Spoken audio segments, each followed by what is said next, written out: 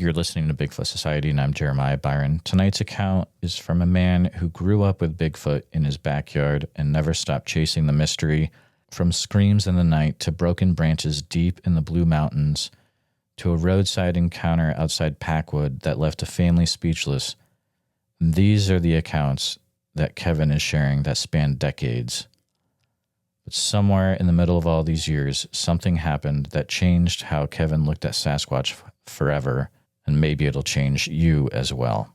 This is one episode you won't want to miss, so stay with us. All right, Bigfoot Society, I've got the privilege of talking to Kevin. Kevin's, I guess I can say Kevin is a friend, an individual that I met at the Sasquatch Summerfest Festival in Oak Ridge, Oregon. I came over to the table and we started chatting, and he knows his stuff in multiple different ways. He's a lifelong Bigfoot researcher and also a pastor from Oregon, so really connected well. But welcome to the show, Kevin. How are you doing today? I'm doing great. Fantastic. Looking forward to this. Absolutely. Man, I'm looking at the map that you gave me right now. I'm going to get it all up on the wall, looking good. Had to send it in the mail from sisters, and I was like, man, I hope this gets through, and it got through with no issues. So we are good there. But, you know, Kevin, we've got a lot of ground to cover today. You have really been in it for a long time. And so I'm going to say, let's start with this. You know, what was it that first got you into Bigfoot at a very young age?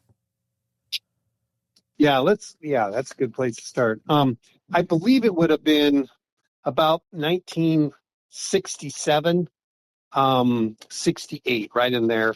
And he had moved up from California. My dad was an optometrist, and we bought a place out on South Hill, Puyallup. And at that time, there were a huge set of power lines that ran by evergreen forests, but there really wasn't anything up there. It was just woods. And I can remember the trees lining Meridian, which is the main drag that runs through Puyallup and up over South Hill and all the way out to the mountains. And it was just trees and big trees, lots of trees everywhere. And there were no housing developments. It was just this one housing development. And then there was another one to the west of us, too. But it was just uncut ground, uncut area. And we lived at the very back of this evergreen forest housing development. And Dad had bought a 3-bedroom, 2-bath with a garage home. And it was right back on the corner. And I can remember playing in the woods. And I just loved it there. I learned how to ride my bicycle. I can remember crashing on my bike a couple times and getting pretty beat up. But the cool thing was my dad came in one night and he opened my bedroom window all the way. And he said, listen to this. And outside we could hear these, what I call now, they're signal calls. And they're signaling one another, figuring out what it was. They were I'm here, where are you at? And don't go wandering off and getting in trouble type. That's what the signal call is. And it's kind of a beacon, almost sounds metallic if you're really close to it, but it's a scream. And it was echoing through the woods, and then another one, different voice. And he said, those are Bigfoot. That's what my dad told me. And I was probably 7 at the time, maybe 8. And it was impressive because he would come in several nights a week and open my window and sit by my bed, wake me up, and we would listen to chatter, the samurai chatter. That was the first time I ever heard that. And, you know, it was cool because my dad would read the newspaper every night and he would pull Bigfoot articles. This is now the late 60s, early 70s. And he would pull these articles that were common in the newspaper. People would send in their reportings. A reporter would go out and they would write a big article. And so we started keeping a scrapbook together, my dad and I did, about the Bigfoot phenomenon. He was also interested in UFOs at the time, and I wasn't at the time. But, I mean, it was still interesting, but for him, he liked the Bigfoot and the UFOs. He didn't ever tie them together. That would come years later. where he would start to tie that together. But anyways, so that's how I got my start. And so all the articles, I remember Pierce County Sheriff's Deputy, they're if they're still alive, they're probably listening to this, which is kind of interesting. But he stepped out of his patrol car at the end of a cul-de-sac of a housing development was starting to go in, and there was still mostly woods in the area. And he got out to relieve himself. And as he was relieving himself, apparently he had actually relieved himself on a Sasquatch that was in the brush right there. And it stood up to its full height and screamed at him. And it was one of those roar screams. It's like that scene in Harry and the Henderson where the girl's hair goes flying back. I could see the guy's hat and everything go flying back. But anyways, he jumps back in his patrol car because this thing is going away from him, and it's continuing to roar and to scream and to make all this raucous noise. I think that's a good word, raucous noise. And he said, "Can you record this to the dispatch lady?" And she says, "Yes, I will." And that was the first of many of the Puyallup Screams. Okay. And I still have an old copy of that from the dispatch. And it was a really clear, because the animal was really close to him in his patrol car. And so it really came out pretty good. And then it got quieter as it went. And but the Puyallup Screams, the Snohomish Screams, the Ohio Screams, I would say all of those are those signal calling where they're trying to identify where one another are at as they're feeding through the night, just trying to keep tabs on each other. So Kevin, real quick, man, that is wild. So is it like an old cassette you have that has that on it? No, I don't have that. But it's part of, who is it that explained that to me? I think it was Bob Titmus. Oh, wow. Because Bob Titmus slept under a bunch of equipment out at South Hill Puyallup, and he had the original copy cassette that they had recorded, but he went out and got his own that were just as good. And I think those are the ones that are on the BFRO website still, the Puyallup Screams. They sound like coyotes going off. Right. And I think that was Bob Titmus's recordings. I'm pretty sure. I mean, Bob's not around anymore to ask him, were those your recordings? Because I can't quite remember. But it seemed to me like his were the ones that they used on the BFRO website. Okay. I think I remember us talking about this at the festival, how you used to hang out with Bob Titmus, and I was just like, this is absolutely crazy. So this is like mid 70s that you're hanging out with Bob Titmus? Oh, no. This would come years later. Okay. He was just living for me because I'd sit in his kitchen and he would tell me stories about the past. And anyways, he was talking about the Puyallup and how that was one of his best because he was able to get really good recordings of these vocalizations. And the Sasquatch would do a sounding, and as they would do a sounding, the coyotes would just erupt. They would just start hooting and hollering and yipping, the coyotes would. And then the Sasquatch would scream again, a sounding scream, and they'd all silence right down. All of this stuff, and I'm going, wow, I never even thought of that. That's incredible. The Sasquatch, and then later he had mentioned to me that, why do you think that the coyotes follow the elk? And I went, well, I don't know. I never thought of it. Said, well, the elk stir up the mice, and the coyotes are scooping up the mice as they're following the elk. And I went, whoa, would that be the same thing with Sasquatch? And he says, bingo, you got it. Oh, wow. Isn't that awesome? But, he's a tracker. He was the one that showed Jerry Crew how to pour the plaster of Paris castings of that first footprint that went on the AP in 1958 and hit the worldwide AP service, and showing him holding this big cast. And that's where the title Bigfoot came from, because it was on that article, that AP Wire that came out about Jerry Crew. And he was the head cat skinner there. He was the bulldozer driver clearing that road in Bluff Creek. and made that casting after Bob told him how to do it.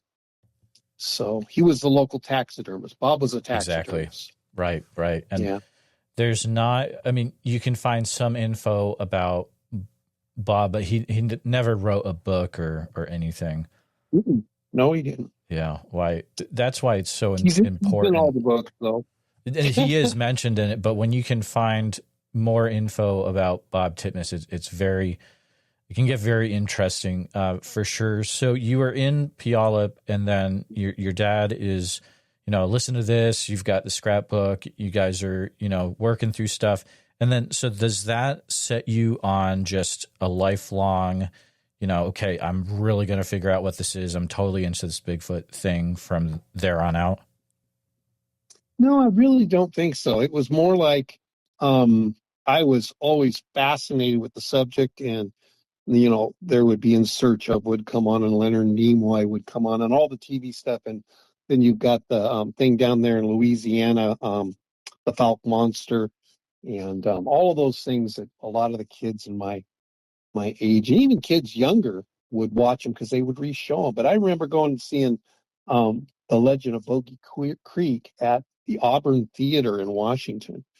And that was quite the thing. I came out of there really impressed, and I still had nightmares as I was growing up of a hand coming in while I was using the bathroom. It scared the whoopee out of me. I don't know if you've ever seen that, Jeremiah. I know what you're talking about. It's crazy. Yeah, it really is. Talk about getting personal. Yeah, But anyway, no doubt.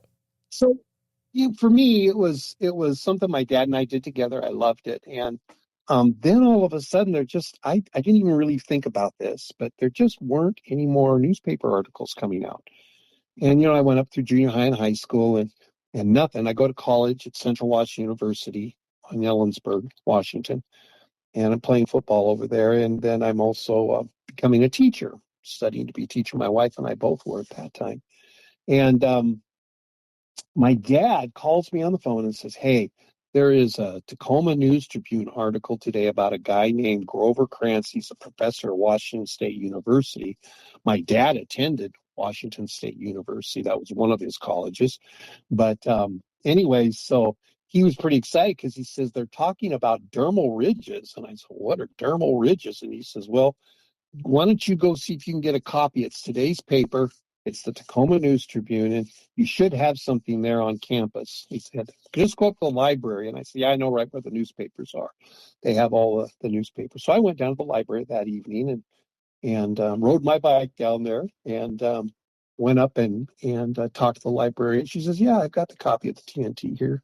I got several copies of it. You want one?" And I said, "Yeah, I'd love one." And so I did. I grabbed that original copy.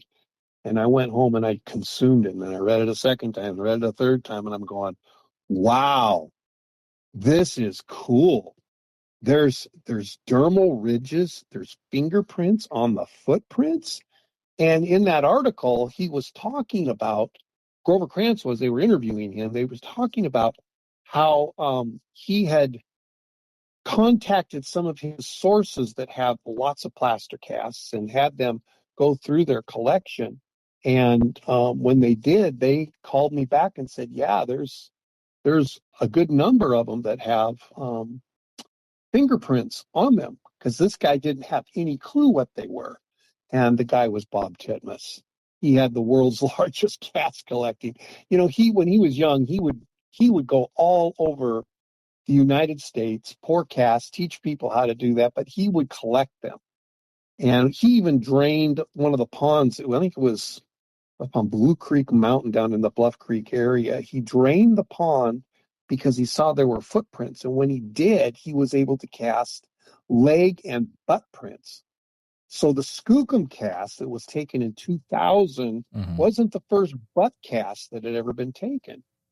And then I met another guy who actually, he didn't cast them, but he took lots of pictures and measured and put his AR-15 down next to the butt prints. There were 2 butt prints in the snow, and this was in the Blue Mountains, really close to the ski area down there called Bluewood. And I was a skier too, so we'd be up skiing on I knew all the different ski areas, and in the summertime, I would walk around some of these ski areas and looking for Sasquatch stuff like Stevens Pass, Snoqualmie Pass. I'd be up at Alpental climbing the hills because I love to just hike and looking for Sasquatch stuff. I never found anything on those trips, but I've heard lots of great stories of people who go in and they clean those trails during the late summer to get ready for the ski season. And they do bump into them, or they actually found tracks and different evidence and so forth. So that's just fascinating to me coming from that era. I was a ski instructor for a lot of years also. And then I raced up at Crystal Mountain Athletic Club up at Crystal Mountain, Washington, when I was in high school. But so I was always kind of tied to the ski areas. Well, ski areas are right in the middle of Sasquatch country, especially in Washington. 100%. 100%. I mean, you are right there, where the action should be happening. Yeah. But that launched everything. And that article in Tacoma News Tribune started off with Grover Krantz talking about something that happened on Tiger Canyon Road in the Blue Mountains next to a watershed. It was the Walla Walla watershed. And that at this place called Bear Saddle, which you don't find it on a map or anything, you just got to know where it's at. They found a bed. They found 50, 60 tracks, different size, 3 different individuals, which was amazing to me. And I mean, all this was in that article, that Tacoma News Tribune article that I went and got at the CWU library that my dad told me to go check out. And all this information was there. And I can't even remember what day of the week it was, but I made plans. I was taking off. I was cutting class on Friday, and I'm heading to the Blue Mountains. I want to go find this Tiger Canyon Road. And that really launched me into it. So here I am, a college student, football player at the university, and I'm running off to go look for Sasquatch. Oh, wow. So you went after it. Yeah, I did. And I went down there by myself, and then my brother was playing football at Walla Walla. He was there on a scholarship too. He was a running back. And anyways, he went with me the second time I went up. And we had some pretty amazing experiences up there. We found broken tree branches. And this was on the north side. This was up by Stewart's Cabin, they call it. It's up by Lewis Peak. Those that are from the Blue Mountains area, they know it. And I ended up spending, while I was in college, probably about 4 years really doing in-depth. Every other week I was down to the Blue Mountains again, and my wife would go with me. And after a while, my wife said, I think they know when we're coming. They seem to be all gathered around our camp area, and they'll vocalize, they'll leave footprints, they'll leave out gifts. All this stuff was going on in the 80s, and I cast quite a few nice footprints from 1987 forward. And but that was in the Blue Mountains, and I did a lot of study back there, a lot of running those trails. And that was when I was young, so I could move really good at that time. So what kind of... I've gotten old. we all are getting there. So what kind of gifts were you receiving in that area? It was interesting because I would walk along past something like a sawed-off tree, and so you got a big tree trunk, and in the middle of that tree trunk the next day there's a rock that's about 6 by 6 sitting on it. It's just a round river rock, and you're up on the mountaintop. And it's all jagged rocks up there. There's no river rocks there. They carried that river rock all the way up from down in the South Fork of the Walla Walla and put it on that stump for me right as I had to walk by to go to my camp. And there's nobody else camped there. This was at Deduct Springs that happened. And I said, Allison, I think they left that rock for us. And she said, no, they wouldn't do that. And I said, why would they? I didn't know anything about gifting and never heard anything about it. And so we would do things like we would make a peanut butter and jelly sandwich and set it on the stump, and it'd be gone. Well, a bear could have got that or anything. We're looking around for a sign. Maybe a raccoon grabbed it. It could have been a raven because they're big enough to fly down and carry off a peanut butter and jelly sandwich. But then if you do that and you have a rock setting there afterwards, that's pretty good indication there was an exchange. That makes sense. So you're having stuff happen at Deduct Springs prior to when the Freeman footage was filmed. Yeah, that was usually our camping spot. We would usually camp there. And the reason is because the pond was nice. It was great for, I mean, after 2 days, you get pretty starchy, and it's kind of nice to be able to jump into water that's deep enough that you can actually get cleaned up. So, yeah, we had a lot of activity there. We had a big stump. It was a cedar log, a bullock. And what they do is they take those in and they cut those into shingles or whatever. Anyways, it was by itself. It'd been there for years, and the dirt had kind of piled up around the sides of it. And the Sasquatch had taken and got his fingers underneath it and flipped the thing over. And then apparently was eating the bugs underneath it. That's the only thing we could figure. And it looked like he worked over the log too, because there were like beetles and things like that all over.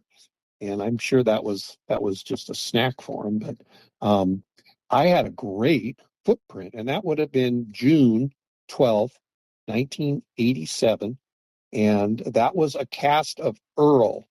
And I say Earl, I'm not even sure if it was Wes Summerlin or if it was Grover Krantz and Greg May that had named him Earl for sure. But it was the only time I ever saw his footprint, and I never cast it again, just that one time. And it's a very strange foot. His, a lot of people think that Sasquatch footprints are like ours, all the toes are together. But the majority of prints that you find, there's going to be a lot of movement in the toes and a lot of spreading. Their feet are wild. They're not contained in a shoe, and so they don't become what would you say, confined. And our feet, when we walk, we can see, the peas of the pod going across that are all nice and neat, and they look like a human track. Well, you do get those with Sasquatch. But their toes, I mean, they can pick up pencils and throw them at you with their feet if they wanted to. They're very they can do a lot more than we can because they've never had that restriction of shoes like we have. But yeah. So anyways, when I found that, I cast that immediately. Wes Summerlin, Swede recognized it, Swede Summerlin. Grover, I showed him, and he said, oh, yeah. And then he pulls out a drawer full of about 5 or 6 casts that were the same one. And the track that I have is 18 inches long. It's fairly good sized, and it's a narrow foot. And typically a narrow foot accompanies a female Sasquatch, and that the males are a lot wider in the feet. But this Earl guy, he has a real narrow foot, or had a really narrow foot. At least in 1987 he did. And then later, up above Deduct, and if you look on a Google Maps or a topographical map, a USGS topographical map, you can see just above where the junction of Skyline Road and Tiger Canyon Road come together. And it is literally not even a quarter mile from Deduct Springs. You're really kind of in that area where you have the Walla Walla watershed, which is part of the drainage into that watershed, starts right there at that junction of Skyline Road and Tiger Canyon, but also the South Fork of the Walla Walla. And also all the things that flow off to the east there go down into the Milk Creek Canyon, which run into the Wenaha or the Wanaha River, depending on who you're talking to. So they pronounce it different over there, the Wanaha or the Wenaha. And I never did get a solid which one it was. Vance Orchard would call it something else, and then Swede would call it something else. Right. So I'm going, you guys are the locals, and you don't even call it the same thing. Anyway. That's really funny. Did you have any sightings during those college years prior to the 90s? No, actually, the only time I could actually say I had a sighting was when we were at Lake Plaza Trailhead, which is in the Indian Heaven Wilderness above Skookum Meadows. Mm-hmm. And it was early in the morning. It was not light, but it was getting light. You could tell the sky was starting to change. It's kind of that tweener. And something went busting through the woods. It was right by our camp. And I'm using the bathroom, and I'm walking back to the tent. As I'm walking back, there's this loud noise. And the first thing you think of is elk. But when you look at what's moving through the brush, you can't see it. It's still too dark, but it's upright. And I'm going, well, that's not a human. And that was much bigger than a human anyway. And so I think at that point, I could say that I actually had a sighting. And just like in the Blue Mountains, when we would go down to the Indian Heaven Wilderness and we would camp at the Lake Placid trailhead, we would have gift exchange. They would vocalize. We learned a ton there, and that was my favorite camp when we were in the Skookum Meadow area. And we had a lot of activity happen there over the years. What happened is I was a school teacher, and football would start typically around the 10th of August, the 8th, the 10th, the 6th, somewhere in there. So that last week in July and the first beginning of the first week in August, we would go up 10 days, 14 days, the kids, because they would be in football when they got into high school, but we would go up there and we would camp during that time and pick wild huckleberries.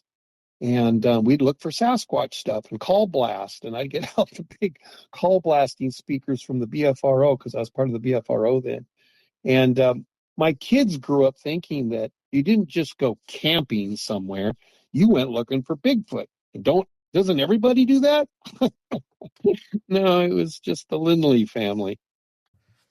That's incredible. Yeah. And I can cut the name out too if we need to. I'm just reminding myself during editing. Yeah. You don't need to. That's okay. Oh, okay. Because cool. It's a trailhead that is really popular, and the lake is beautiful. It's just a small lake. I don't think it's deeper than 12 feet at the deepest point, but it's warm water. Great for swimming, and it was only about, I'm thinking it was a half mile, might have been 3/4 of a mile to the lake, and then back out again, and it's pretty flat, and you're in all this big old growth timber. It's just beautiful in there, and so yeah, it's a great place, and it's such a hotbed. That's whole Skookum, the whole area, that Skookum Meadows area, that drainage that comes into the Lewis River.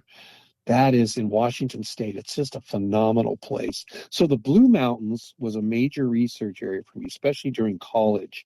But we would go back often. And that was where I met Paul Freeman, too, and spent quite a bit of time with him. The whole time that I knew Paul, he was pretty much crippled. He couldn't get out and do what he used to do. And so I was the young kid, and he would say, now, if you go right down there in the South Fork, he says, when you get down there, I want you to get right in the bottom. There's a grassy area down, and then there's usually footprints right along the South Fork.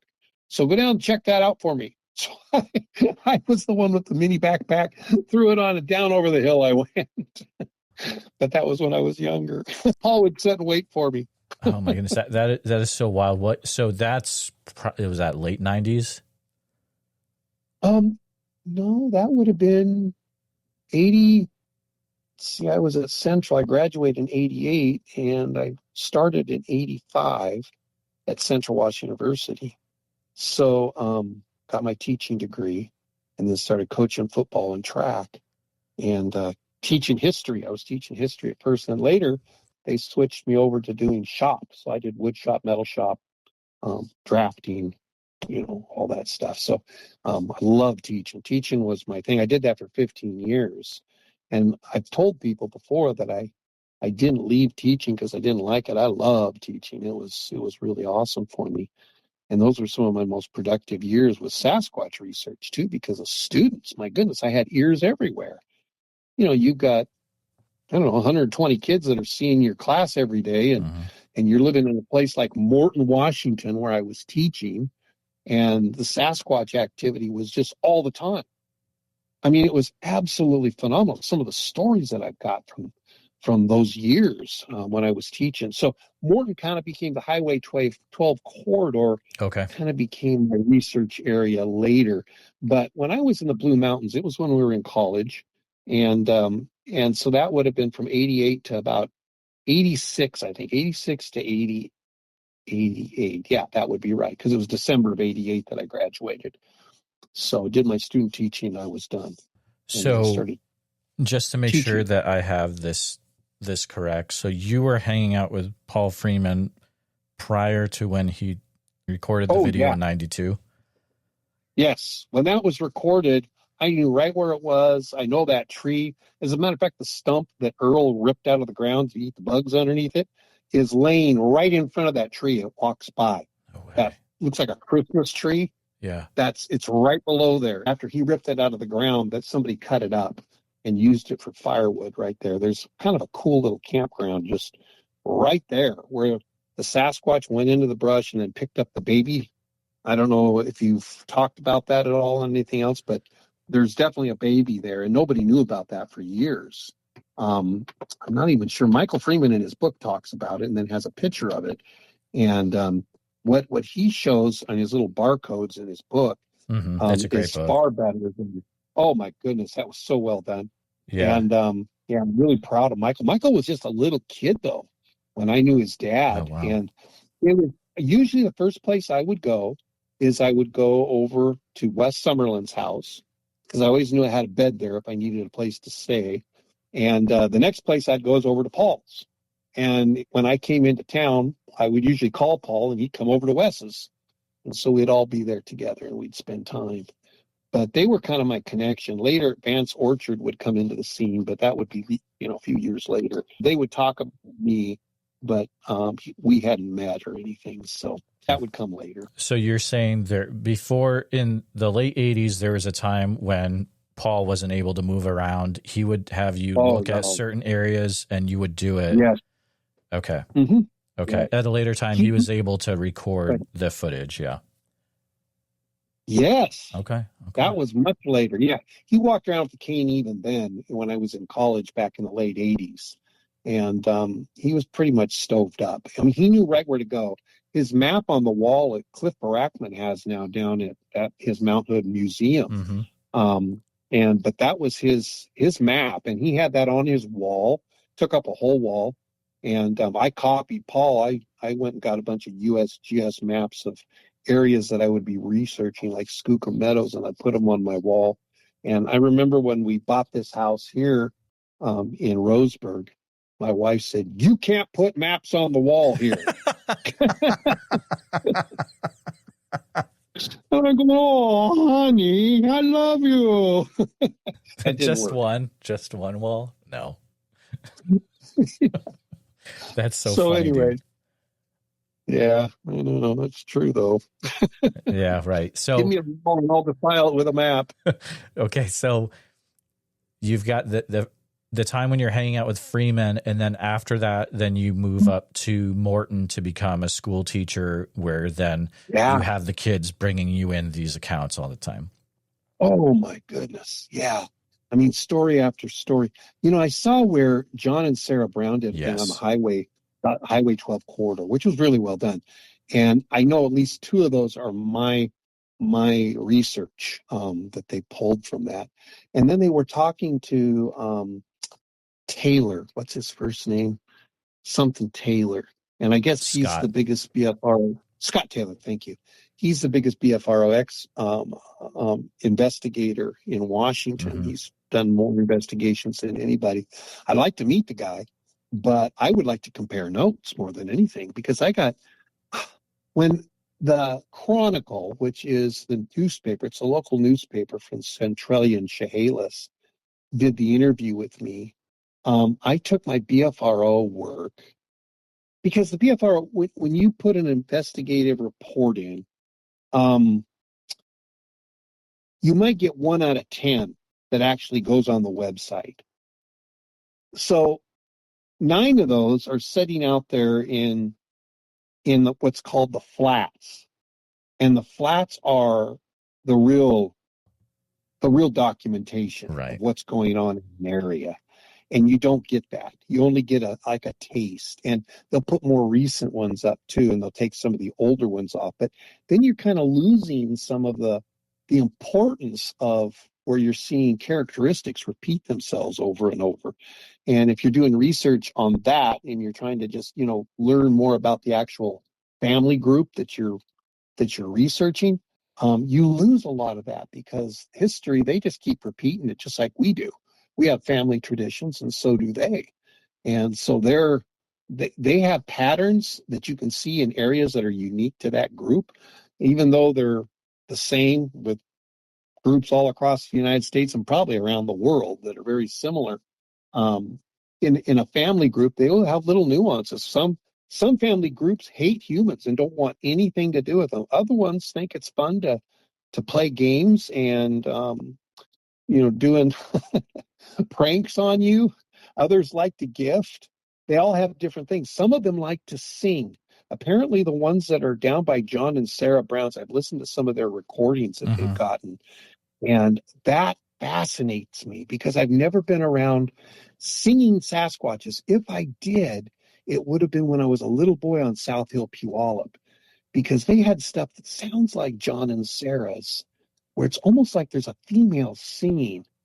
And I think the males probably sing too, but I was just really fascinated listening to John and Sarah talking about the singing that they were recording and then listening to it. I'm going, that might have been out there in South Hill, Puyallup. We may have had that singing going on too.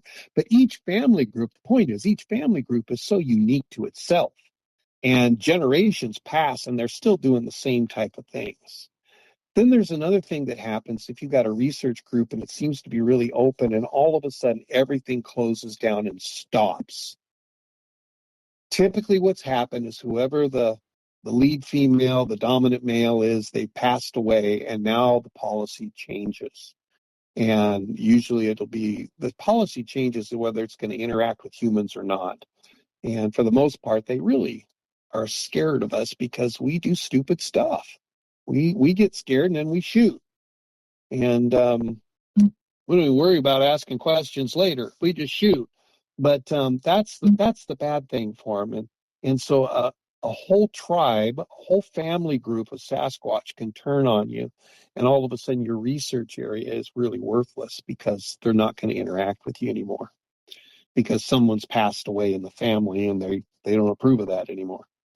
So it's kind of like our families. Not much different. Yeah. I'm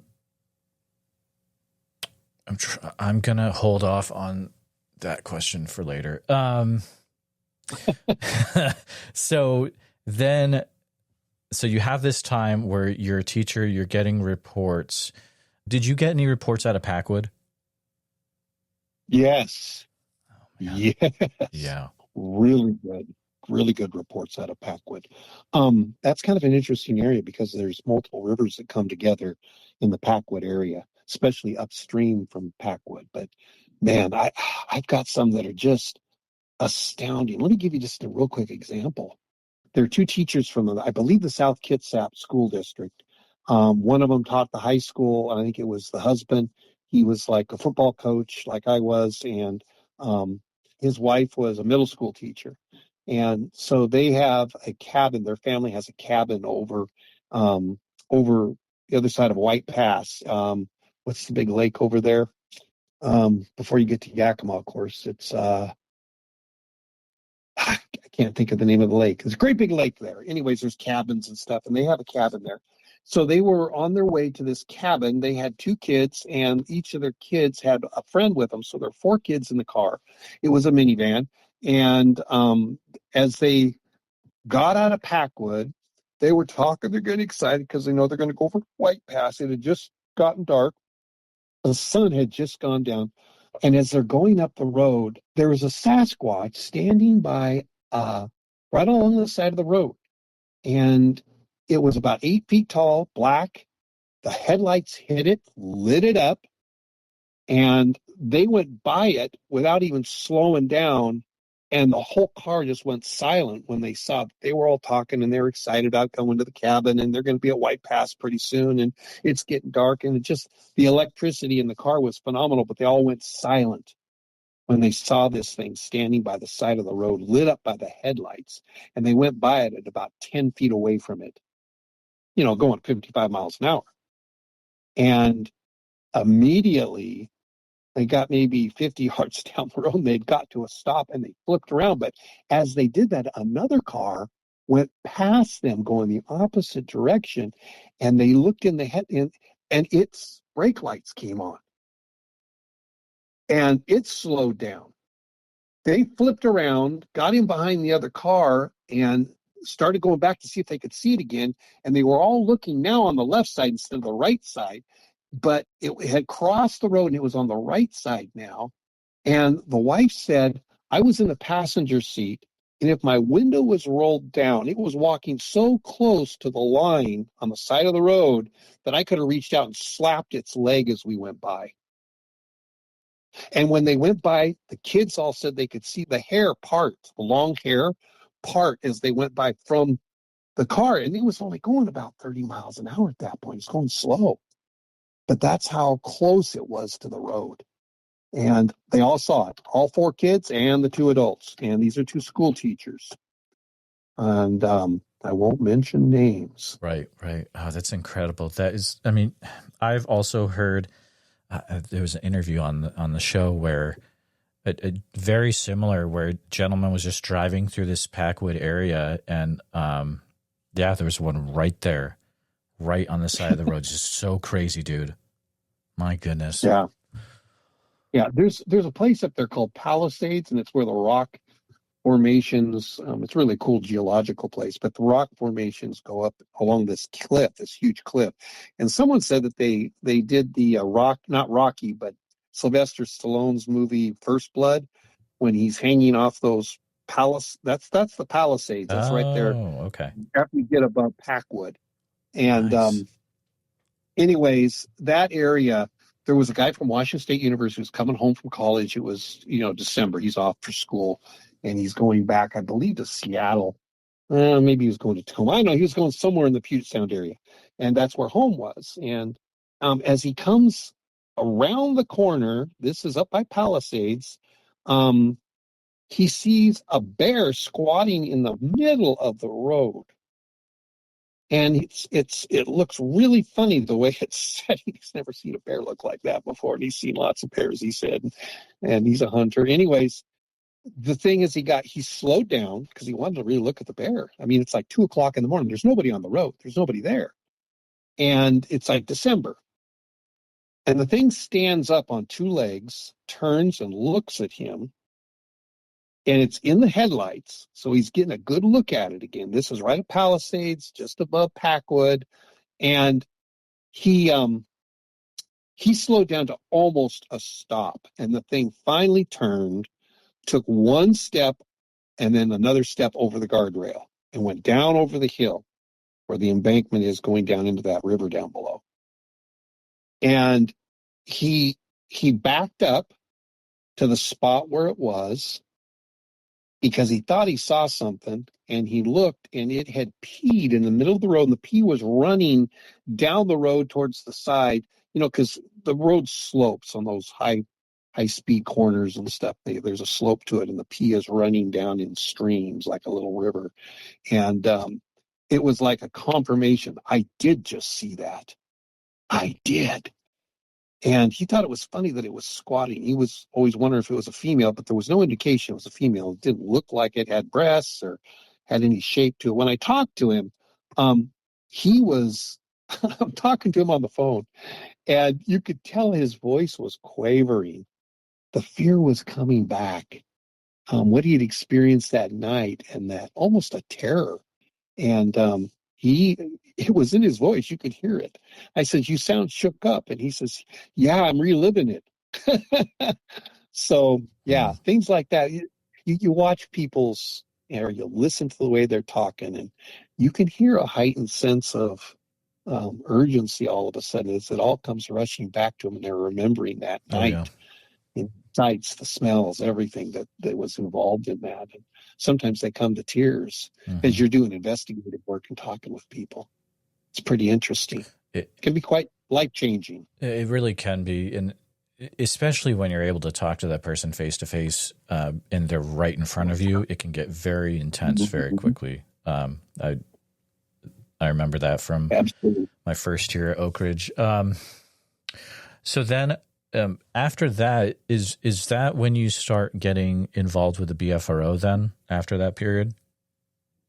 Yeah, it was, boy, there was a lot that happened.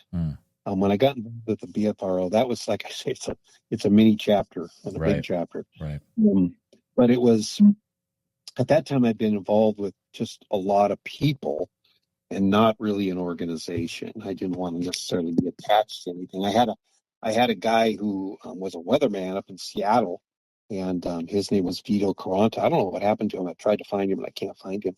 He had a buddy named Steve Hack who saw Sasquatch over in the Potholes Reservoir in Washington, out in the middle of the desert, walking along the ridge line as he was fishing, as he was crappie fishing out on Potholes Reservoir. And he was with several people, so all three of them saw it. And, you could see that it had shorter legs, long body, long arms down to the knees, walking along this ridge. It walked like a human, but it didn't walk like a human. And at that point, he got involved in this. His name was Steve Hack.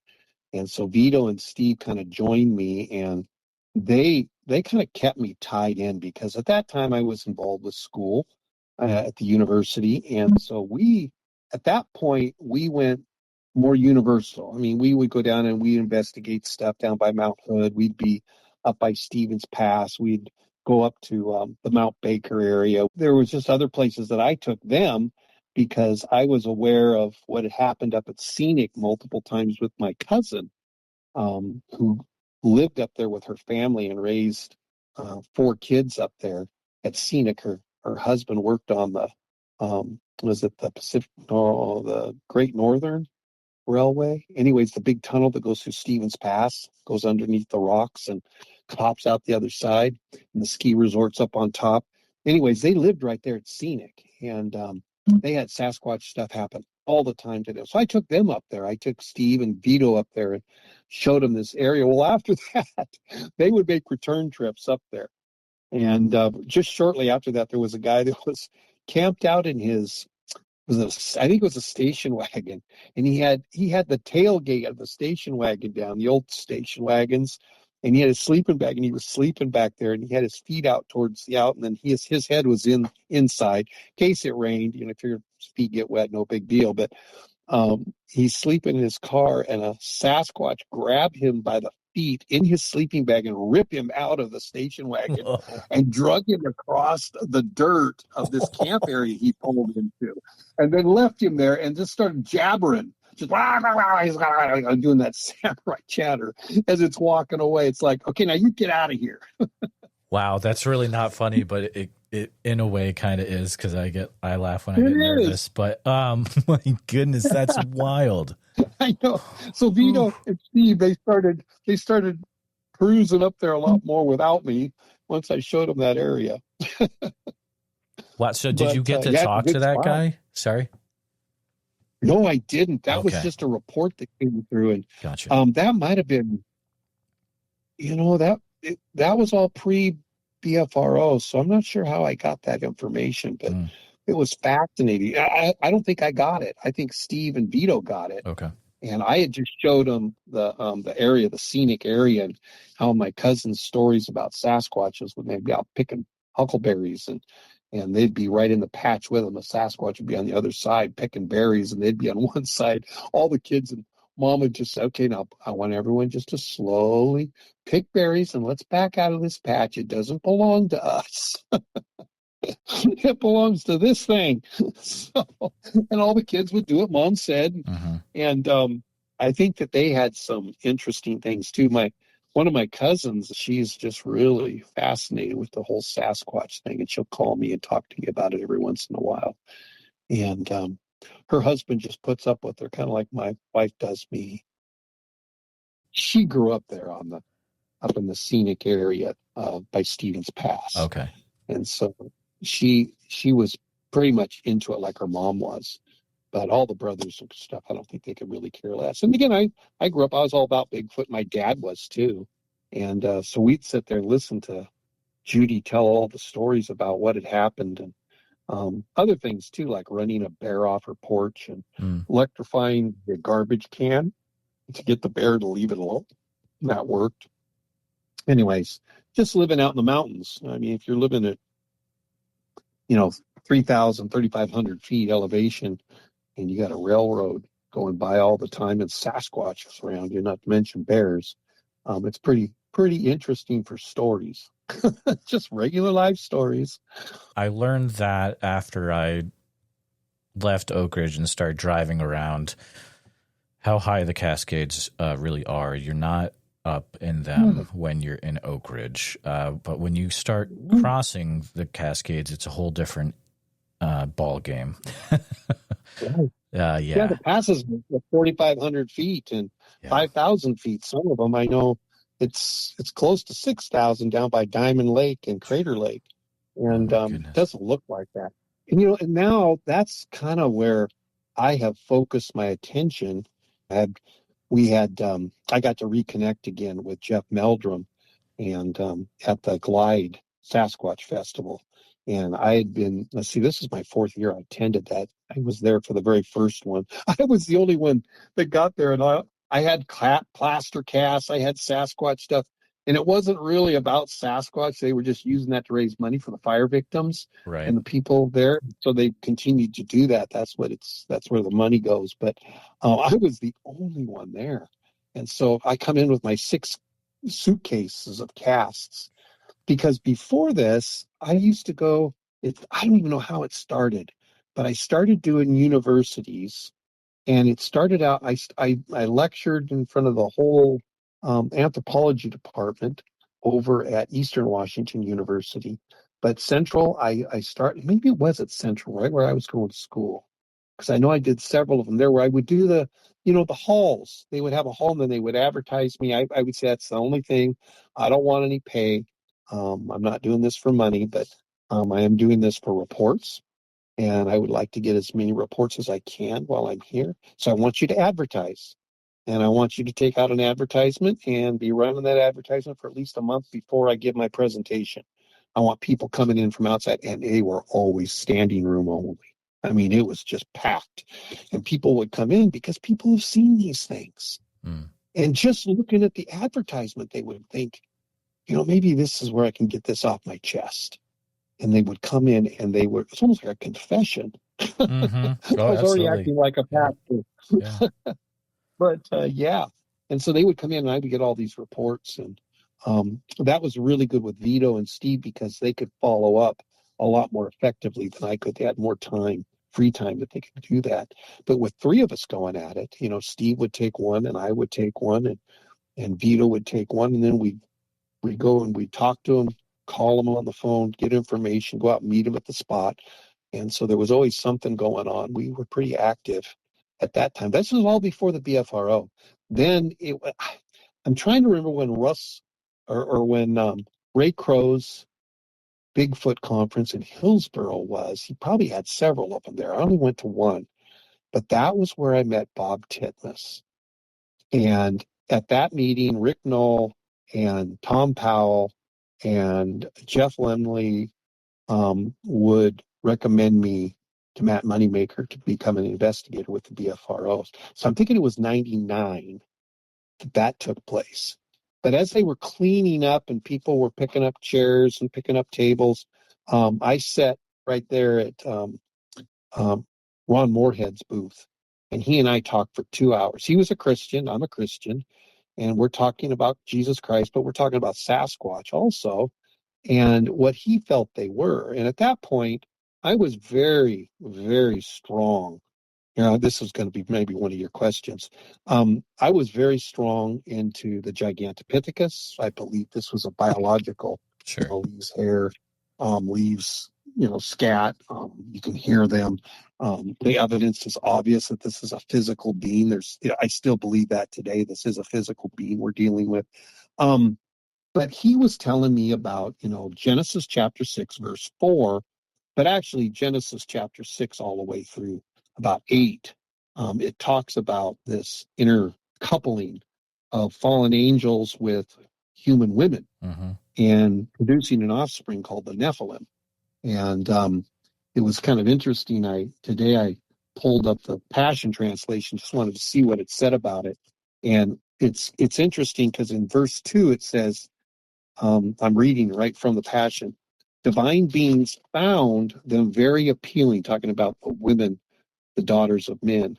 And so they took the women they wanted as their wives. And Yahweh said, my spirit will not strive with humanity indefinitely, for they are mortal, and the lifespan shall be shortened to 120 years. Back then and later, there were giants on the earth who were born as a result of this unholy union of heavenly beings with human daughters. and they were the mighty ones of old, the warriors of renown. And that's verse 4, where it talks about that. And then they talk about how mankind was evil all the time, and so God brought the flood. The point is that was Ron's position, and he was trying to explain to me and convince me. And then he talked about the Anakim, and he started going down the list of all these different names that the Nephilim went by afterwards, because Goliath and David, that whole story, he was part of the Anak family, and the Anak were part of the Nephilim. They were descendants of the Nephilim. The Anak were, and then there was the Edomites.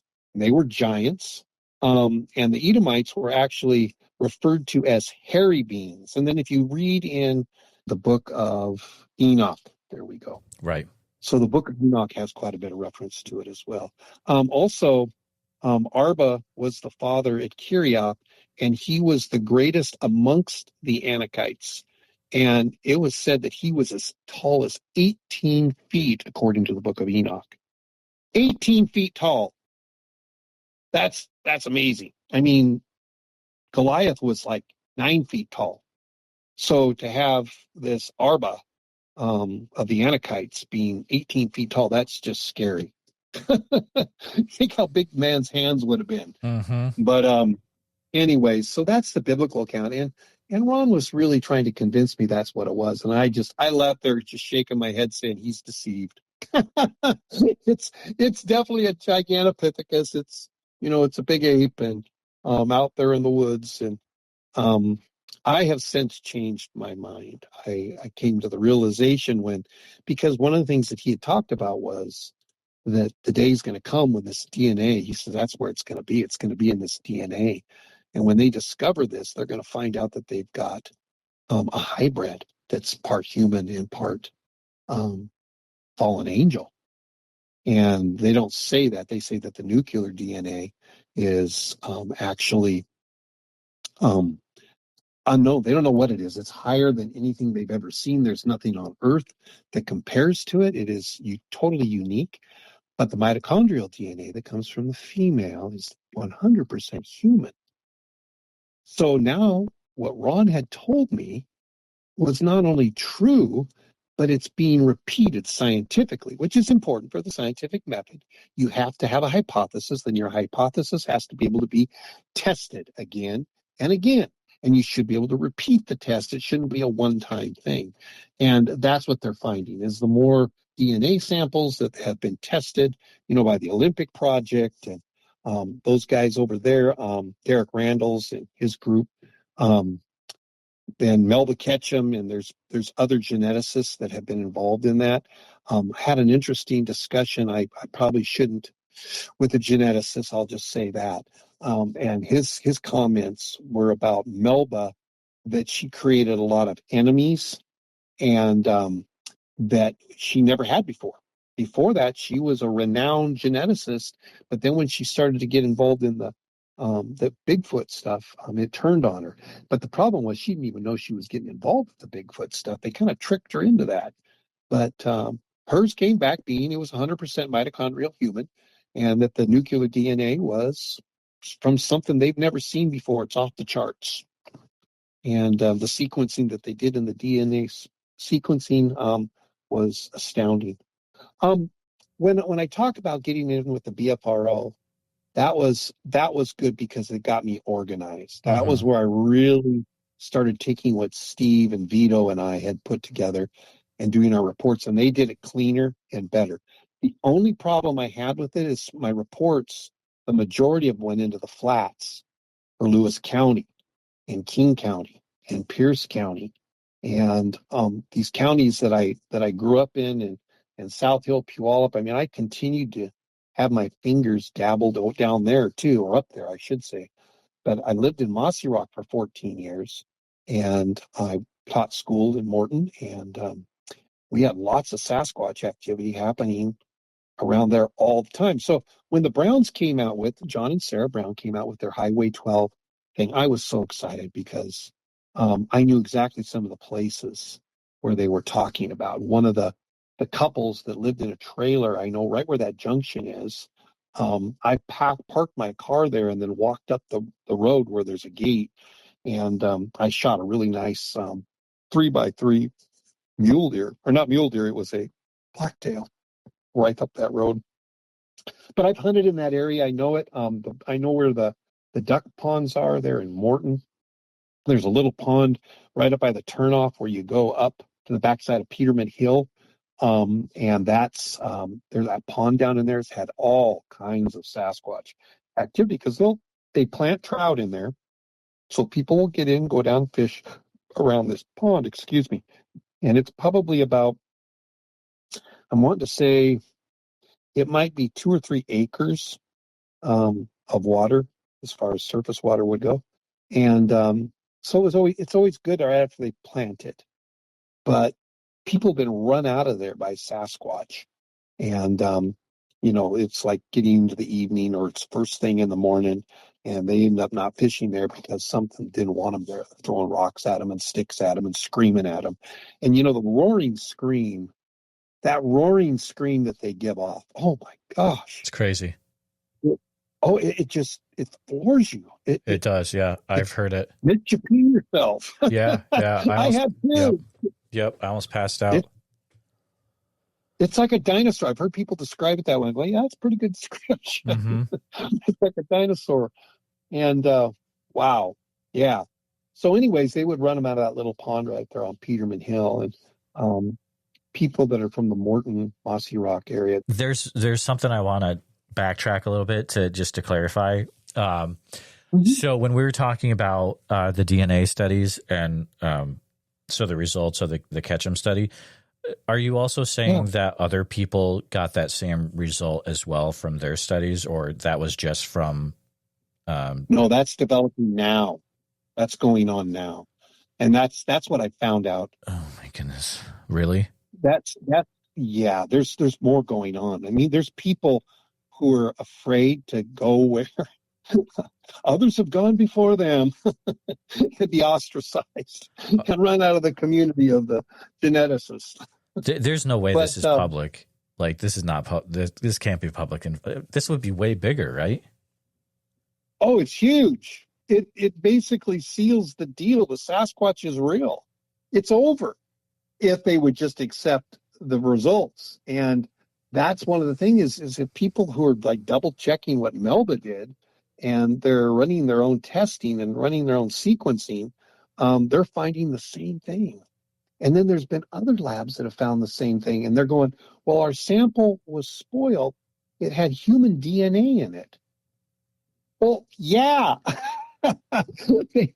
They haven't studied Melba's work because the mitochondrial DNA is 100% human. The nuclear DNA is something we don't know what it is. Is this just? But they're saying that it's spoiled because human interaction has caused that sample to be spoiled. Right. It's human tissue that they're registering. Well, that's what they should register. So is this just stuff you've heard, or you've actually read this somewhere? Who the other people are getting these same results? I've gotten it from multiple sources. Okay. I think that the biggest one is the guy that just passed away of cancer. Steve talks about him all the time too. Scott Carpenter. Oh yeah, right. Yeah. Who just passed away. Yep. And you can actually get his stuff still. His son is still running his website. Yeah, he's great. Doing his stuff for him. Yeah, and he looks like him. My goodness, yes. Sounds like him too. Two of them. You can tell that's the son. But anyways, he really broke it down. The best I've ever heard it to understand it. I've also heard Todd Standing talk about it. I've heard other people, including I talked to Jeff Meldrum about it in pretty good detail. We had our booths right next to each other 2 years ago up at Glide. Okay. And so I was asking him a lot of questions about that because he does genetic sequencing as well. He's very aware of how that all works. And he said that a lot of it was because she was self-publishing. People are using her self-publishing as a reason. But see, they never complained about her self-publishing before. It was only after the Sasquatch samples came out. Now, all of a sudden, that's illegal. You can't do that. You got to have other people publish for you. and you can't do it yourself. But she's been doing it for years, and it was always accepted. And so, she was a well-known geneticist, and she basically has been thrown under the table, thrown under the bus, whatever you want to call it, because of her stance on this. And so, yeah, it's too bad, but at the same time, it's gonna come out, and there'll be more people, there'll be more studies. But part of the problem, and I really feel this is true, this might answer another question you probably have. I really feel it's economic more than anything. The reason the Sasquatch has not been declared a species. Okay. And the government's hiding it because it would destroy vast portions of economies around the United States and in Canada. The logging industry, the mining industry. Oh, sure. There would be, they would shut down the forest because of it. And the last thing they need is more hindrance of the government trying to protect, a spotted owl or a little darter fish. And now you put the Sasquatch in there, something that may even be part human, a hybrid. And I just see the government wanting to cover it all up, not talk about it. Yeah, there's nothing to see here. Just keep walking. But yet there's tons to see. And the evidence is so overwhelming. But at the same time, it would just tear our economy apart. And whole towns would have to close up because they rely on the logging industry or the mining industry or whatever it happens to be. And the Pacific Northwest is riddled with resources, amazing resources that we have accessible. But once the Bigfoot is cataloged as a creature that's real, the protection for them will be the next step. And then that's where the economy gets destroyed. You can't let that out. When you were in the BFRO, is there an event that you were involved with that really sticks out that you're like, well, I can't believe that I was involved with that event in history? Yeah, I think that my family and I doing our annual late July going into August Huckleberry and Sasquatching, one of the year after, it would have been, I think it was 2001, we were there, and that was when they had started the filming on Sasquatch Science Meets Legend. And I was involved with the whole crew there. And behind the scene, my kids, they'd be in the truck with me and they'd fall asleep because it's like 2:00 in the morning and we're call blasting and doing night walks. And they're sleeping in the truck. But they lived through all of that. But yeah, it was the year after the Skookum cast, which they poured that Skookum cast in 2000. And so the site, we were right on site and filming. I was in the background. I was part of that. We had a balloon, a large balloon that was tethered at one of the camps, and that we could raise it way up with infrared and night vision stuff on it, so they would pan the area. But the Sasquatch seemed to know what we were doing, and they stayed out of reach. However, we had lots of whoops during that time when we were filming that. We had tons of people coming up and giving us stories after story.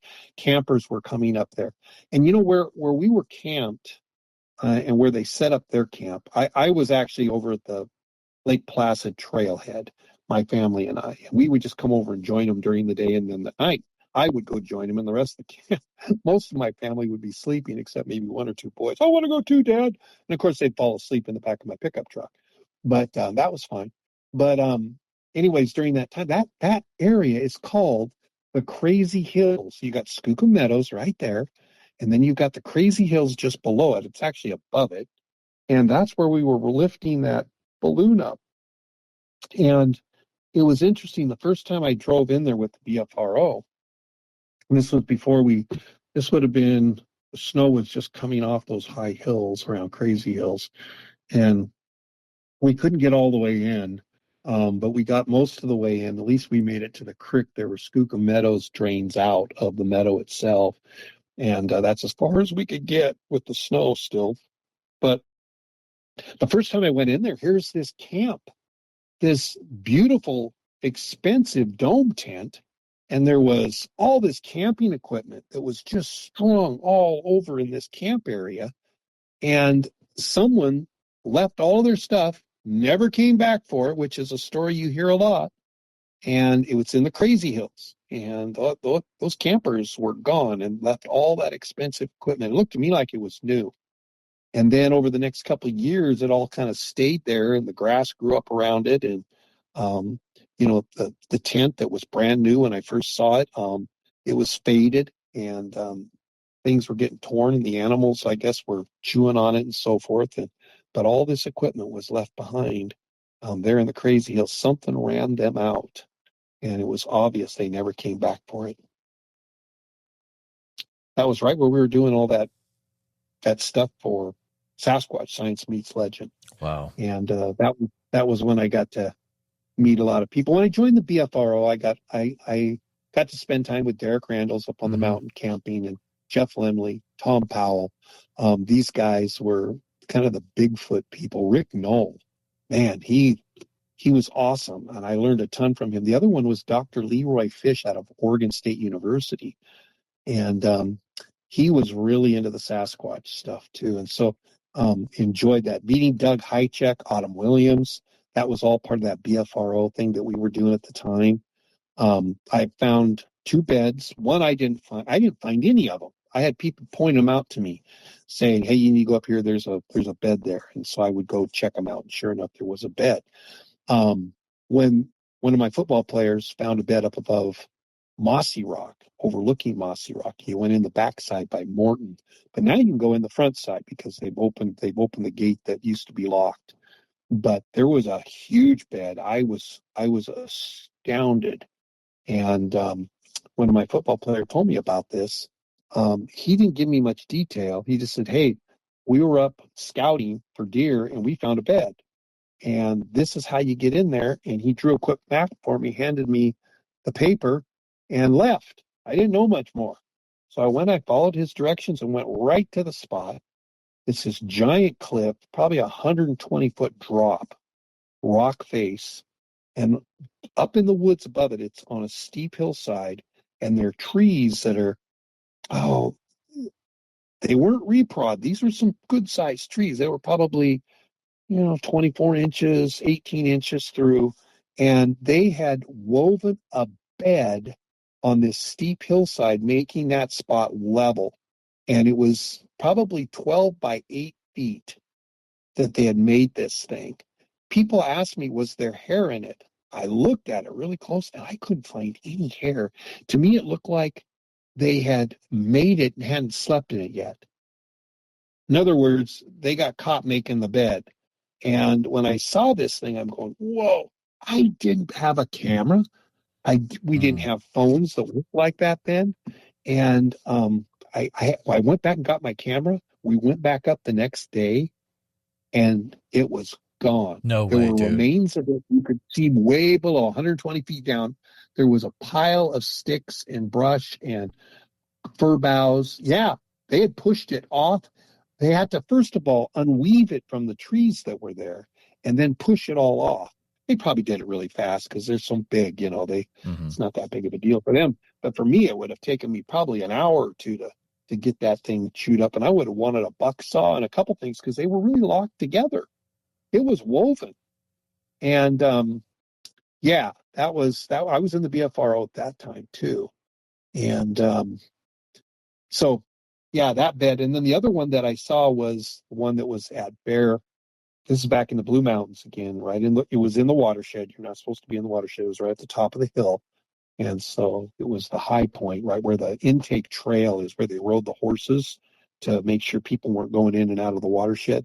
And just down on the tree line below the ridge top was this well-constructed bed. It had been, there were pieces of it still that were constructed. The rest of it had been taken apart, and they did find hair in that. And Grover Krantz and his team with Greg May and the rest of them took most of the stuff back to the university, back to Washington State University for further study. But I never did hear what the results of that were. It's just that the bed was that it was a bed. and that it was legitimate. But I could see Really? how they constructed it. When I saw the other one in Washington, up above Morton and Mossy Rock, it was the same kind of structure. They had done the same thing. They were weaving this thing together, and it was interesting because it would take hands to do that. You would have to have the dexterity of a hand to be able to form that kind of a structure. It was interesting, but yeah, a nest. That's just wild. It's wild how in this subject history kind of repeats and people forget stuff that has happened before, and then, oh, look what these guys found. Well, it's kind of been found before, and that sort of holds. Yeah. It's very, very interesting. It's worth it to read. And then we books, write guys. it off as, yeah, but it's there. And it's been going on for years. So I want to get back to the Nephilim thing for a minute. Yeah. So I'm going to go down the road with you for a bit. Okay, so how does it? So let's say if these are Nephilim, and so we're saying Nephilim are not good. They are very dangerous, correct? Ooh, now you're getting into something. Okay. Yeah. Well, I haven't even stopped the question yet. So I know, but I know we're. But I know where it's going.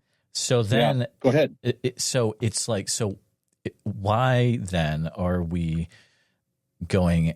Why are we trying to figure out? It seems like a very dangerous proposition, both to us, to humans, physically and spiritually. Yeah, it can be. Okay. When I look at,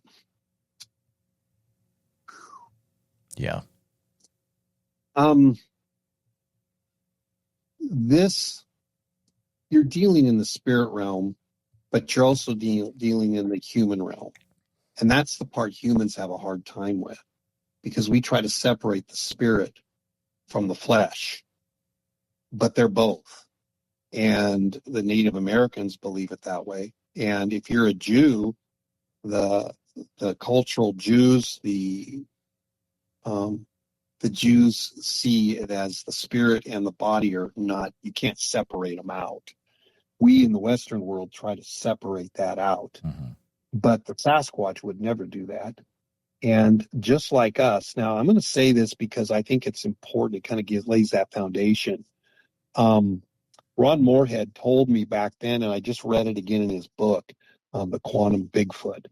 And he makes the comment in there, and there it was, because I've said this before too, and it's that when we fell in the garden, when we sinned and we did what God told us not to, we believed the devil, did God really say? He questioned what God said, and then we disobeyed. There had to be a consequence for us to be a sentient being. We had to be able to choose. If we didn't have a true choice, then there couldn't be a real relationship between God and us. But he is the God of relationship. Now, how does that tie over to the Sasquatch, to the Bigfoot? I think it ties over perfectly. I think that the human side of them are just like us. We are longing for a relationship with a creator, with a God, who has a beginning, who has an end, who gives us an identity.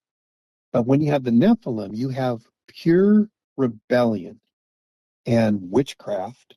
And you have, because what witchcraft is the trying to control your environment.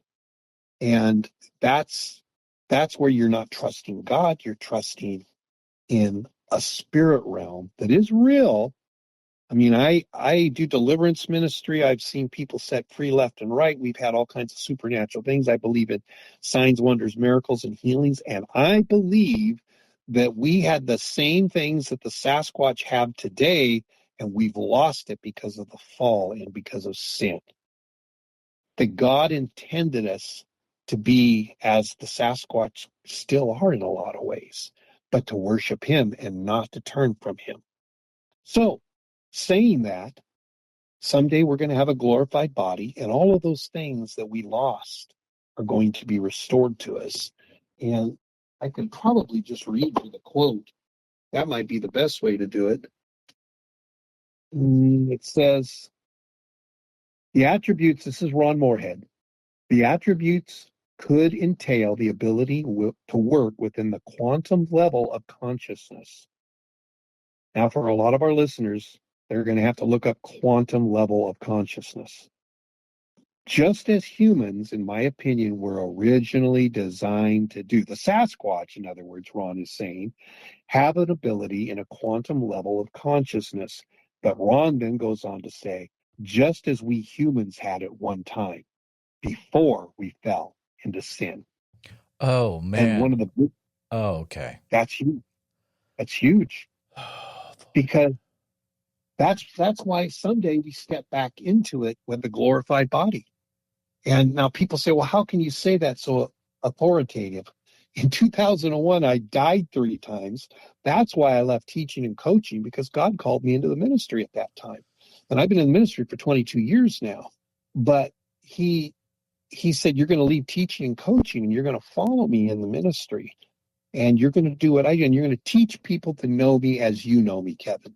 And so that was my call into the ministry. When I look at the Sasquatch and I'm seeing this mix of human and fallen angel, and I'm seeing they have what we once had, but yet, here's the other part, because I almost need to shift because I feel like I'm going down the wrong trail. I believe the human side of them long for the things of God just like we do. But I believe that the occultic side is also drawing them stronger than we do. And we are really drawn to the occult. We are really drawn to the spiritual side, but only the spiritual side, not the relationship side, because the spirit side is not wrong if it's done in a relationship with him. But if it's done outside of him, now it becomes occultic. It becomes me, myself, and I. And the center is no longer on God, it's on you. And Ron was basically saying, we had all these before, and someday we'll have them again. And I agree with him totally. And I'm pretty sure he brought that bomb on me back in 2000 or 1999, or whenever Ray Crow's conference was there in Hillsboro, Oregon. I'm pretty sure he dropped it on me then. And I remember chewing on it because it keeps popping in my mind. And I'm thinking that had to have been where. Anyways, I was talking to Ron. I never got the chance to ask him, do you think we talked about that? Because that's so many years ago. I mean, that was 18 years ago that Ron and I talked about that. And I poo-pooed most of it. And now I'm right back to that spot. And there's a lot of reasons for that. My death, being in heaven, I was there 3 times. I died 3 times. They had to resuscitate me, put the paddles on me, and restart my heart. And so I had some interesting encounters in heaven. But I do understand that the glorified mind, the glorified spirit, everything glorified and on the heaven side is so much more than here. The colors, the smells, the experiences, the sensations in heaven is part of the glorified. That's what Adam and Eve lived in. And I believe to some extent the Sasquatch still live there because they've tried hard to stay away. I also think that there's many different offshoots of the Nephilim. And the Sasquatch is only an offshoot. They're not the Nephilim. Does that make sense? Mm-hmm. But I do know there's a great story, and I think I started to talk to you about it, but I'm not sure. I might have been talking to somebody else. It's about Glag in North Idaho. Yeah, you had mentioned that. Yep. Yeah, and in that when he's talking about how Glag would get really excited when Kevin would read to him in the Gospels and the words of Jesus. He would start bouncing up and down and jabber because Glag could speak English. Kevin had taught him how to speak rudimentary English, but he could speak and he could understand him. But Glag's language itself, Kevin explained, is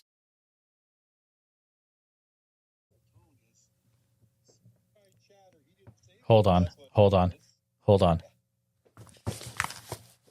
Hey, are you there? Okay, yeah, my my stuff just went crazy when you started talking about the Gospels. Yeah, the Bluetooth just went crazy on me. So, hold on. I need to call you back in like 2 minutes. Sorry.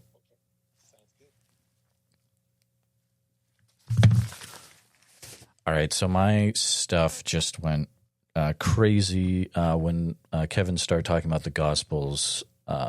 It just went and shut the phone off or kicked the phone off the connection. So we are going to try to get him back here.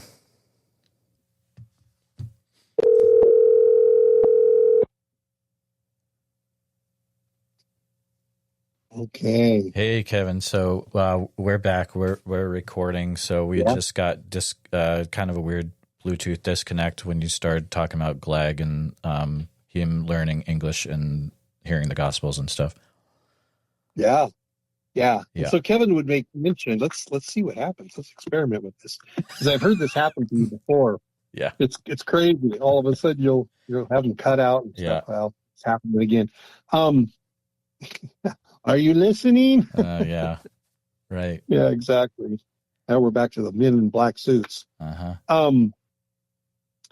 Anyways, he would get really excited. Glag would get excited as Kevin would read the Gospels, and he would take his Bible up and he would read out of the Gospels to him. And that's where he always wanted him to read, was about Jesus. And he would start talking so fast, Kevin would say, slow down, pronounce your words, because he would just slur them all together.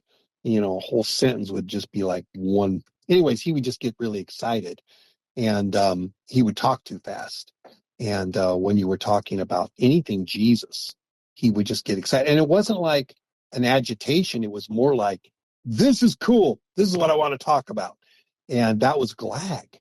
And he was just a young child, Sasquatch. His parents had been apparently shot, is what Kevin concluded, because over on the Montana side of the border, because he was on the Idaho side where he grew up. And but the Sasquatch were known to be quite rough over there. And apparently there was talk that 2 Sasquatch were killed and buried up in the woods. And then like the week after, he finds this starving baby Sasquatch that is just a little guy. He's like 3 feet tall or something like that. I can't remember the details of how big he was, but he certainly was. He was smaller than Kevin was.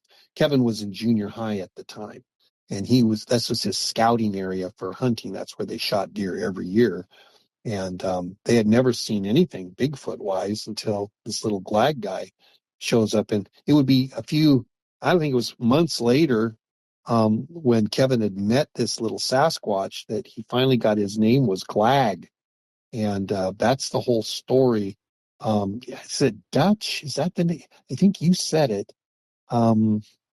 Dutch does his podcast also. Does that sound right? No.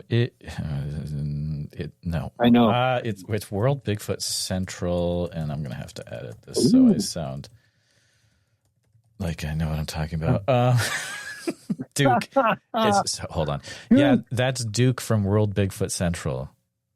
Yes. He was the one that was doing the interview with Kevin. Okay. And I don't know if Kevin ever put it in a book form. I wish he would, because there was just so much information. I've listened to that twice.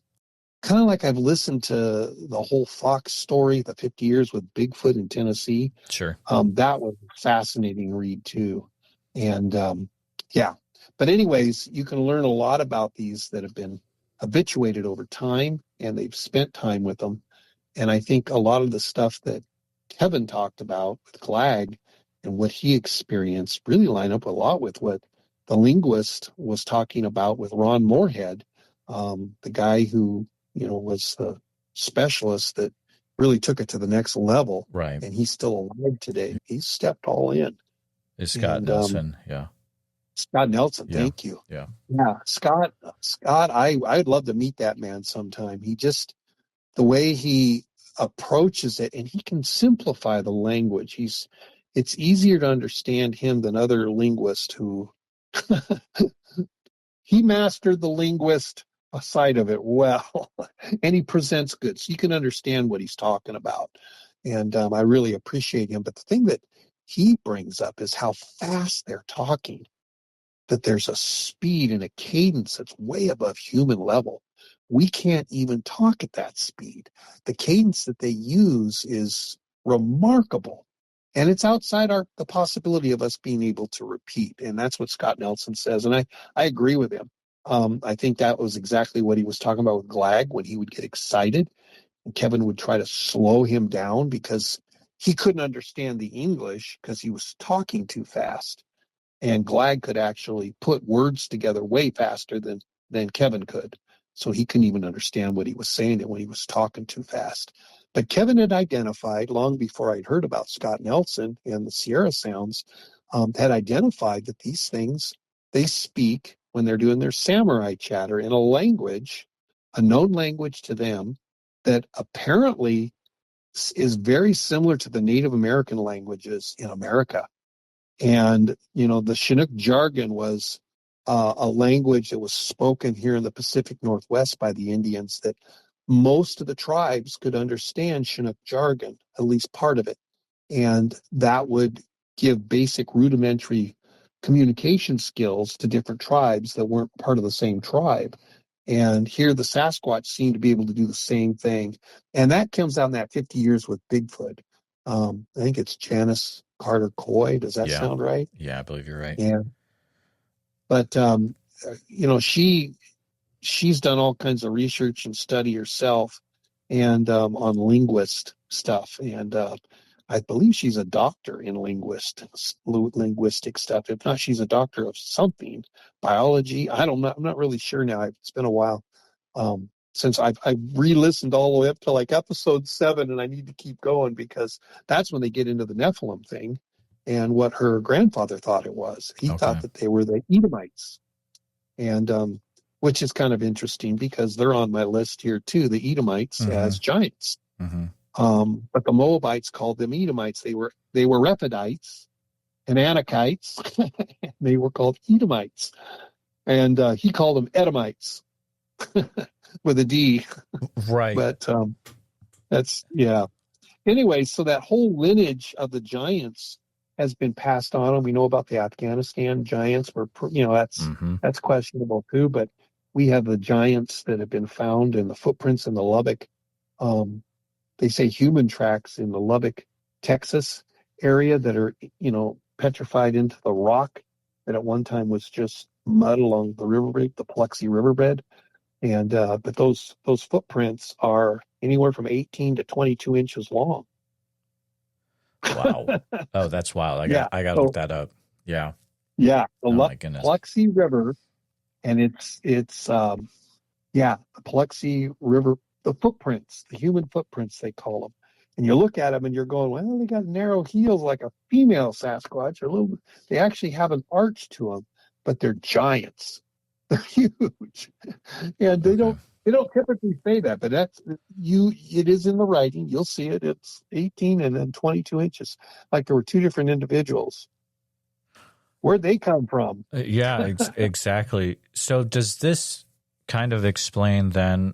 So there's a pattern from people I've talked to over the years where they have an interaction or they're in an area where it's very known for Bigfoot and etc. And then they start having things happen, like they start to hear things or etc., or that could be something completely different. They start to hear, like they experience mind speak or, telepathic type things. Yeah. It's almost like the door's been opened. Right. And now they're receiving stuff it maybe was there, but they never noticed it before, but now they do.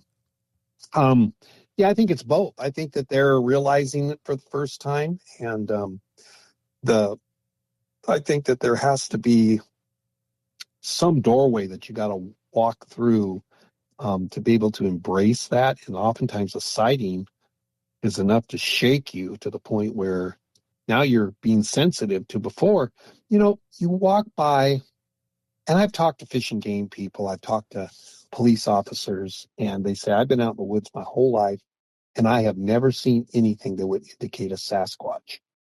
Well, there's a psychological response for that. And typically what we do is we don't want to think about it. It's in a terror zone that we don't want to visit because we're not in control anymore. And so we lock down and shut it down. We don't walk through those doors. And so we're not going to accept it. So if you find a footprint, you may have found a footprint years ago and purposely forgot about it. You may have heard sounds in the middle of the night that you couldn't explain. And then all of a sudden it comes up, and maybe a recording is coming over the TV, and you're hearing that going, I've heard that before. All of a sudden there's an identification. There was a door opened at one point in your past where you saw the evidence in the woods of these things, and you blocked it out. Number one, it wasn't convenient. Number two, you're no longer in control. Those are scary topics. And I really think there's a psychological end in that, and that humans have a very strong desire to be in control. And when we're not in control, it terrifies us. Yeah, I would agree. It would be, it's kind of a whole funny deal, because it's like, so let's say if this is Nephilim, then if there is discovery of Sasquatch and it's proved to be real across the board, then in essence that proves the Bible as well. Don't want to do that either. Right. Yeah, that would be another motivation, wouldn't it? Yeah. Oh, this is so wild. Okay. Man, what a conversation. This has given me a lot to think about. Kevin, thank you so much for chatting today. I mean, I feel like, we had such a good conversation at the festival just a few months ago as well. And I just appreciate you coming on the show and for sharing what you've been through, your thoughts on things. It's been a very enjoyable conversation. Good. All right, Kevin. Well, we'll talk to you later. Yeah, have a good one. You bet. Bye. Mm-hmm. Bye now. Just want to take a minute to say thank you for listening to this episode of the Bigfoot Society podcast. Kevin's encounters are the kind that stick with you, not just because of the screams or the footprints, but because of how deeply they weave into a lifetime of searching. So huge thanks to Kevin for sharing his story from the forests of the Pacific Northwest and for reminding us that sometimes the mystery follows you from childhood into the rest of your life. And if you enjoyed this conversation, please subscribe to the show on YouTube, hit the bell icon so you don't miss new episodes, and share this one with a friend who's into Bigfoot, the Pacific Northwest, or good old-fashioned mystery. And if you're listening to the show on Apple Podcasts or Spotify, hit follow. And if you'd be willing to leave us a 5-star positive review, it helps more folks find the show. Now, if you or someone you know has had a Bigfoot encounter, especially around Packwood, Morton, the Blue Mountains, or anywhere in the world, I'd love to hear from you. So please send me an email, bigfootsociety@gmail.com. Your account is the account that might connect everything and that will break this dam called disclosure and put it all wide open. So please send me your account and let's start the conversation. And if you don't send it to me, send it to anyone else. Wes, Miguel, I don't care. I would love to talk to you, but at the end of the day, we need to get this all out in the open. And if you haven't had a chance to look at our new membership community yet, please check it out. It's BigfootSocietyPodcast.com. You can check out the members login area, and that's where you can find early ad-free release episodes, members only episodes once a week, and much, much more that you won't want to miss. But thanks again for following us at the Bigfoot Society. And until next time, keep your ears open, trust your gut, and never stop asking what else might be out there. And see you in the woods.